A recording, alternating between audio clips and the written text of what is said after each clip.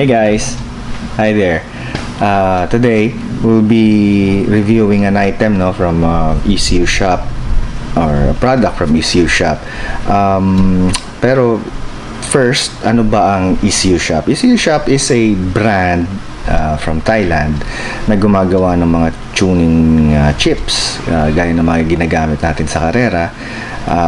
Yun yung mga specific na brand na ginagamit natin kasi ECU D-Max is made from Thailand, no? So kabisado nila yan, kaya yan ang choice natin pagdating sa brand na ginagamit sa sasakyan.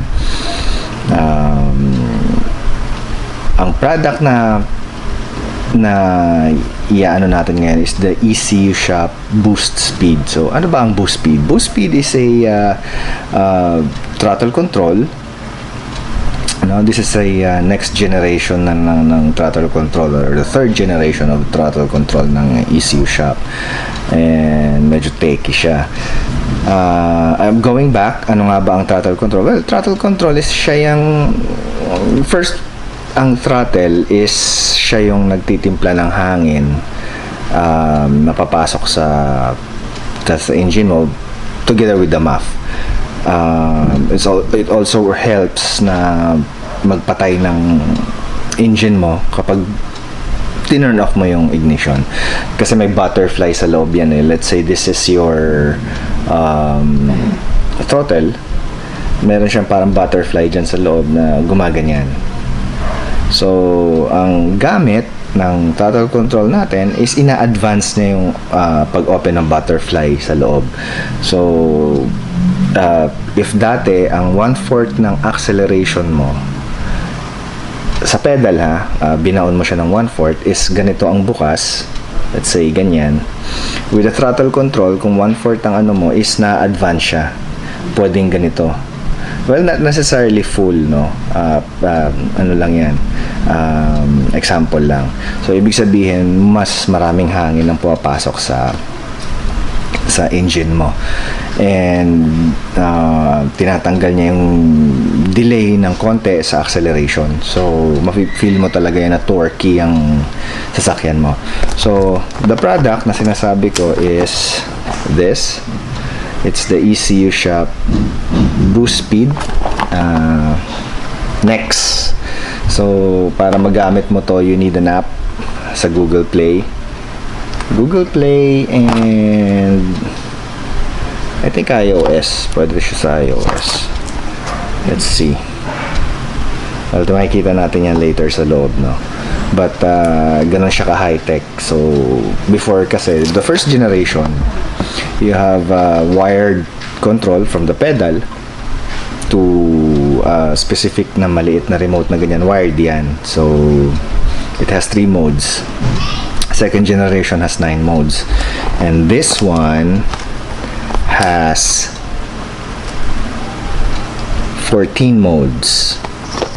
So let's unbox this bad boy. Tingnan natin. Okay guys, let's open it for like a surgical na pang-open, precise. Ingatan lang natin, no? Okay, let's see.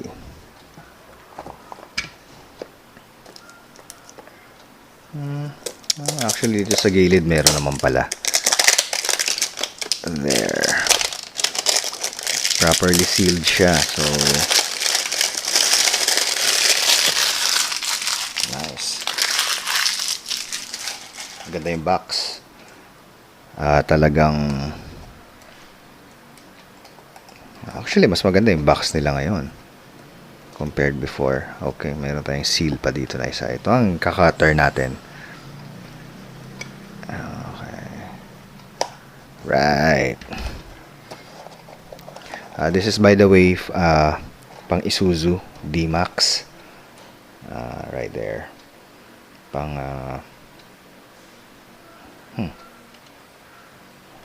hindi siya makita masyado, so let's see, tingnan natin kung ma-focus natin. There, pang ECU D-Max 2005 to 2012. So huwag kayo malilito dahil sa Thailand mas maaga lumalabas yung mga model.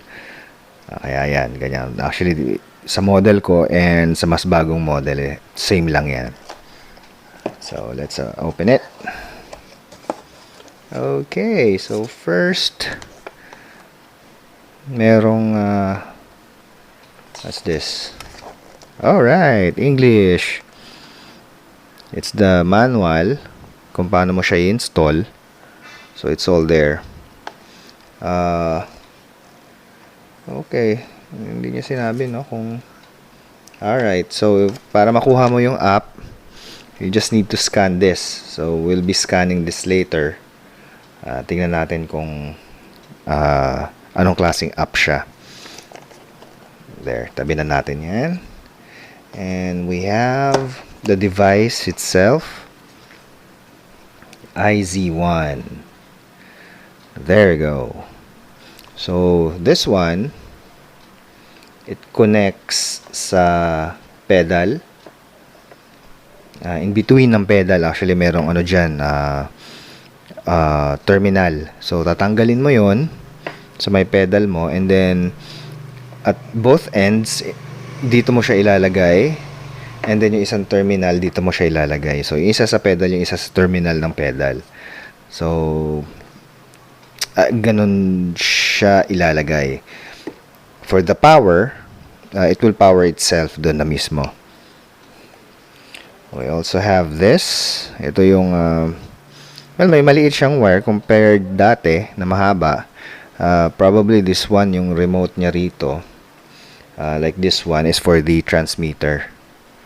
So tingnan natin, tabi muna natin to. Okay, so this one, this is a long box, no? Let's check it out.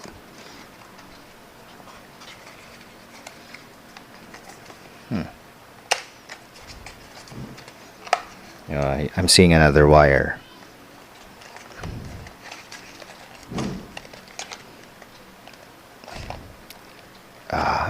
Medyo mahigpit siksik na siksik siya. So I need to push this carefully lang, baka maipit siya ng isang wire. Okay, so this one is like a telephone wire. Papasok ito doon sa pinakita natin kanina, here. So before, same lang din siya nung before, na ito ilalagay dito, and then may mahabang wire papunta sa dashboard mo.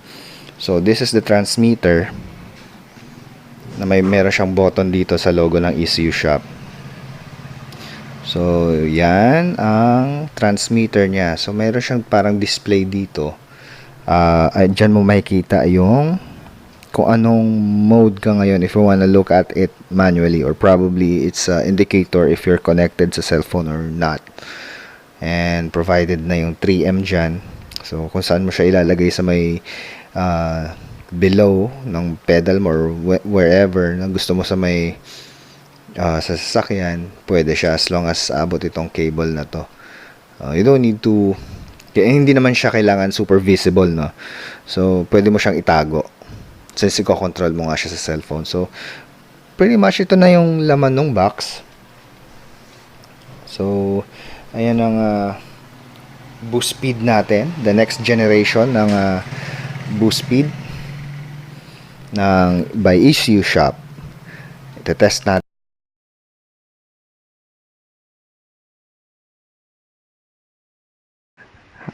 Hi guys, all you need to do kapag magda-download na kayo dun sa app is go to your Google Play and type ECU Shop like this, and download nyo lang tong Boost Speed Next and install. It's a 65.17 MB app, no? So it may take a while. Let's see. Okay, so it's already at 100%, and there, it's installing. Let's open. It's not opening. Open. There you go.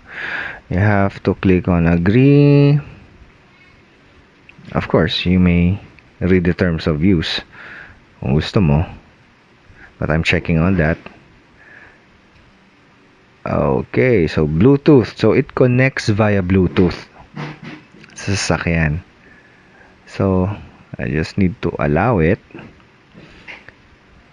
Alright, so there. Once you connect it, or you connect the device na tapos mo na i-setup sa sasakyan, this blinking head ng pusa means it's locating for the transmitter, no? Once it's connected, it will power up probably everything there. And ang maganda dito is meron siyang graph.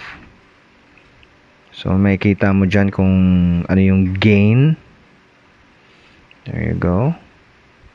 So that's pretty much it, no? Kung paano mo siya i-download, ganun lang siya kasimple. I've downloaded this sa Android and I haven't tested it sa iOS pa kung meron. So maghahanap pa tayo ng mga friends using iOS. So there you have it, guys. Download nyo na lang.